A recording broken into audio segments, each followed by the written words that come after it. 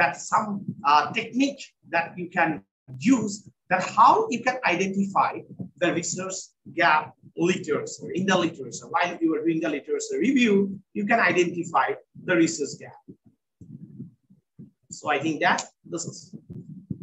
So what will be the best method that you can use? Okay, so there is no thumb rule.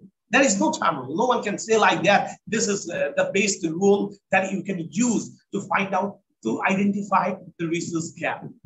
That is, gap is existing in the research paper. In every research paper, there is no research paper which can cover each and every point.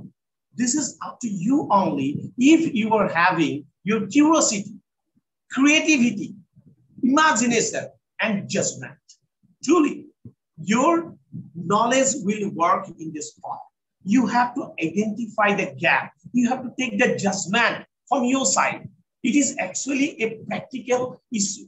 It is not like that you are reading the research methodology book again and again, and you can find out the research gap. No, I will say no.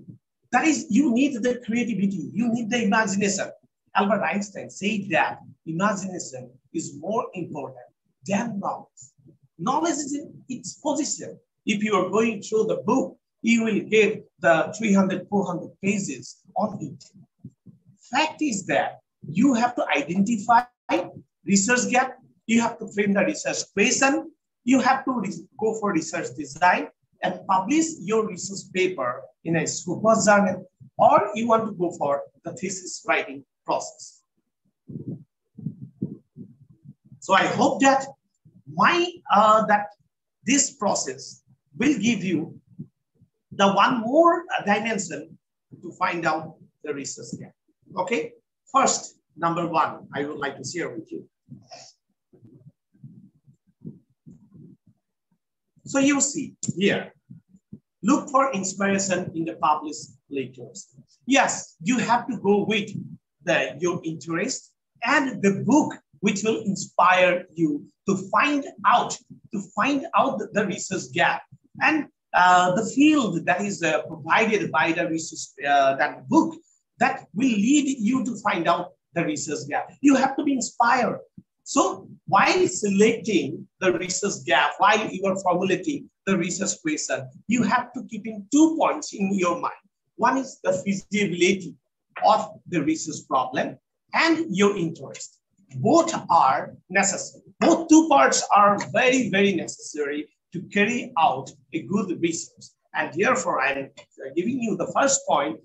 Look for inspiration in published literature. That should come into your domain and it should inspire you. Without inspiration, you cannot do your research. So now some tips here that the first within this category, I would like to share with you. Okay. So these are the points that I would like to share. That's some very important points. So first one is that the question style used to identify the research gap. We are framing some question to identify the research gap. So what is the significance of this research to my work? Border field? Yes, of course. Then you have to understand how can this article will formulate my research question.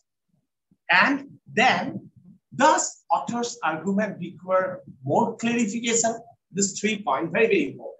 First is that whether this literature, this article will go for my problem or not, you have to identify. Second, that whether that particular article, it is come under your domain or not, or arguments are really, you are understanding the argument done by the author or not. Otherwise, you have to avoid that research paper. So first is that the use with the question style. You can use the question style for that purpose. Okay. Now, another point that another questions that you can use, I would like to share here is, I think that here. So what issues or question has the author not addressed? This is very important. Then whenever you're reading the research paper, you have to find out, you have